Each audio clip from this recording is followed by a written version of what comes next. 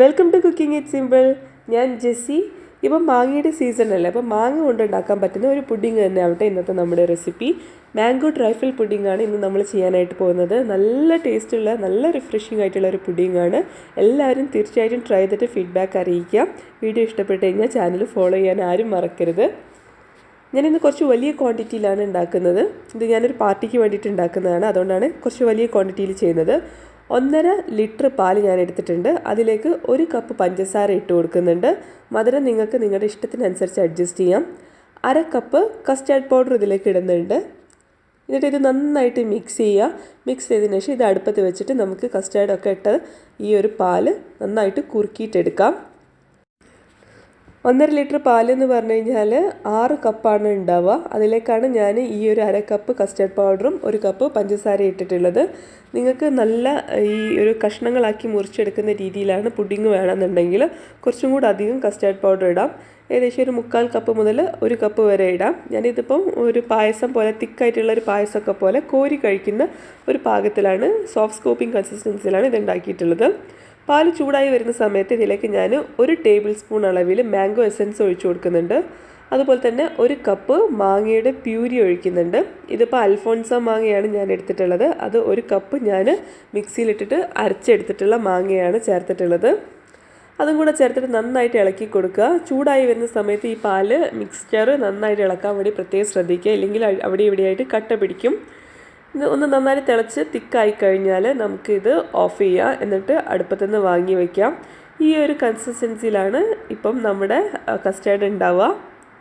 ഞാൻ വേറൊരു ബൗളിൽ 1 കപ്പ് വിപ്പിംഗ് ക്രീം ഒന്ന് ബീറ്റ് ചെയ്ത് വെച്ചിട്ടുണ്ട്. മധുരമുള്ള വിപ്പിംഗ് ക്രീമാണ്. അതിലേക്ക് 1 ടീസ്പൂണ് മാംഗോ എസൻസ് ചേർത്ത് കൊടുക്കുന്നുണ്ട്. എന്നിട്ട് നമുക്കിതൊന്ന് മിക്സ് ചെയ്തിട്ട് എടുക്കാം. എന്നിട്ട് ഇത് തണുക്കാനായിട്ട് വയ്ക്കാം. മാംഗോ എസൻസ് നിങ്ങൾക്ക് ഏത് സൂപ്പർ മാർക്കറ്റിലും വാങ്ങിക്കാനായിട്ട് കിട്ടും. എല്ലാ ഇൻഗ്രീഡിയൻസും നമ്മൾ തണുപ്പിച്ചതിന് ശേഷമാണ് ലെയർ ചെയ്യുന്നത്. കസ്റ്റേർഡ് ഫ്രിഡ്ജിൽ വെച്ചിട്ട് തണുപ്പിക്കുക, ഈ ഒരു വിപ്പിംഗ് ക്രീം തണുപ്പിക്കുക. അതുപോലെ തന്നെ ഞാൻ 2 ബോക്സ് മാംഗോ ജെല്ലി ആക്കിയിട്ട് ഫ്രിഡ്ജിൽ വെക്കുന്നുണ്ട് തണുക്കാനായിട്ട്. നമ്മുടെ കസ്റ്റേർഡ് മിക്സ്ചർ നന്നായിട്ട് തണുത്തിട്ടുണ്ട്. അപ്പം നമുക്കിത് ലെയർ ചെയ്യാം. ഞാനിപ്പോൾ വലിയൊരു ട്രേ എടുത്തിട്ടുണ്ട്. അതിലേക്ക് ആദ്യം നമ്മുടെ കസ്റ്റേർഡ് മിക്സ്ചർ ഒഴിച്ചിട്ട് ഒരു ലെയർ സ്പ്രെഡ് ചെയ്തിട്ട് റെഡിയാക്കുകയാണ്. ഇത് തണുത്തതിന് ശേഷമാണ് നിങ്ങൾ ലെയർ ചെയ്യേണ്ടത്. ഇല്ലയെന്നുണ്ടെങ്കിൽ നന്നായിട്ട് സെറ്റായിട്ട് കിട്ടില്ല. കാരണം കുറച്ച് ലിക്വിഡി ആയിരിക്കില്ല. തണുത്ത് കഴിഞ്ഞാൽ ഇത് കുറച്ച് ഹാർഡായിട്ട് തന്നെ നിൽക്കും. ഇനി അതിൻ്റെ മുകളിലേക്കായിട്ട് നമുക്ക് ഈ കപ്പ് കേക്ക് ഒന്ന് പൊടിച്ചിട്ടിട്ട് കൊടുക്കാം. ഞാനിപ്പം വനില കപ്പ് കേക്കാണ് എടുത്തിട്ടുള്ളത്.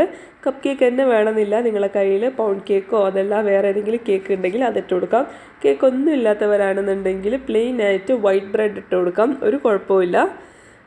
ഞാനിപ്പം കപ്പ് കേക്കിനെ കൊണ്ട് ഒരു ലെയർ ഇതുപോലെ ചെയ്ത് കൊടുക്കുന്നുണ്ട്. അതിനുശേഷം വീണ്ടും നമ്മുടെ ആ കസ്റ്റേർഡ് മിക്സ്ചറില്ലേ, അത് ഇതിൻ്റെ മേലെയായിട്ട് ഒഴിച്ചു കൊടുക്കുക.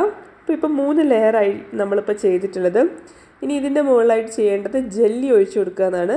ജെല്ലി കുറച്ച് നേരം ഫ്രിഡ്ജിൽ വെച്ച് കഴിഞ്ഞാൽ ഈ ഒരു കൺസിസ്റ്റൻസിയിലാണ് ഉണ്ടാവുക. അതായത് ഹാർഡായിട്ടും ഇല്ല, എന്നാലിട്ട് വെള്ളം പോലെയല്ല.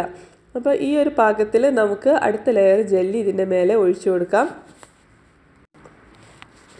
ഇനി നിങ്ങൾക്കിത് ലെയറായിട്ട് സെറ്റ് ചെയ്യേണ്ടതെന്നുണ്ടെങ്കിൽ ഒരു കുഴപ്പമില്ല. ഇതെല്ലാം സെപ്പറേറ്റ് ആയിട്ട് ആക്കിയിട്ട് തണുപ്പിച്ചിട്ട് മിക്സ് ചെയ്തിട്ട് നിങ്ങൾക്ക് ബൗളിൽ സെർവ് ചെയ്യാം കേട്ടോ.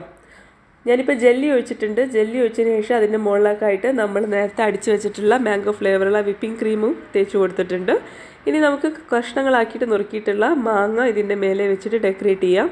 ലെയർ നിങ്ങൾക്ക് എങ്ങനെ വേണമെങ്കിൽ ചെയ്യാം. ഈ ഒരു ഇൻഗ്രീഡിയൻസ് ഓരോരോ ലെയറിൽ ഉണ്ടാവണമെന്നേ ഉള്ളൂ.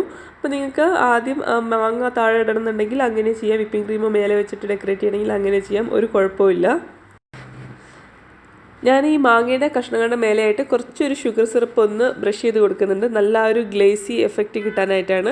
അതുപോലെ തന്നെ മാങ്ങയൊക്കെ കുറച്ച് നേരം മുറിച്ച് വെച്ച് കഴിഞ്ഞാൽ കളർ ചേഞ്ച് ആവുമല്ലോ, ചെറുതായിട്ടൊന്ന് കളർ ചേഞ്ച് ആയിട്ട് അങ്ങനെ ഇരിക്കും. അപ്പോൾ അതൊന്നും ഇല്ലാതിരിക്കാൻ വേണ്ടിയിട്ടാണ് ഇങ്ങനെ ബ്രഷ് ചെയ്യുന്നതിന് പകരം കുറച്ച് ഷുഗർ സിറപ്പിൽ ഈ മാങ്ങ ഇട്ടിട്ട് ഒന്ന് മിക്സ് ചെയ്തിട്ട് അങ്ങനെ നിങ്ങൾക്ക് വേണമെങ്കിൽ ഈ ഒരു ലെയർ ചെയ്യാം.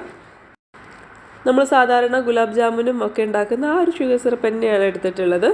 ഓപ്ഷണലാണ്, നിങ്ങൾക്ക് വേണമെങ്കിൽ ചെയ്താൽ മതി. അപ്പോൾ ഇത് തീർച്ചയായിട്ടും ട്രൈ ചെയ്തൊക്കെ നന്നായിട്ട് തണുപ്പിച്ചിട്ട് കഴിക്കുക. എല്ലാവരും ഫീഡ്ബാക്ക് അറിയിക്കുക. Thank you for watching.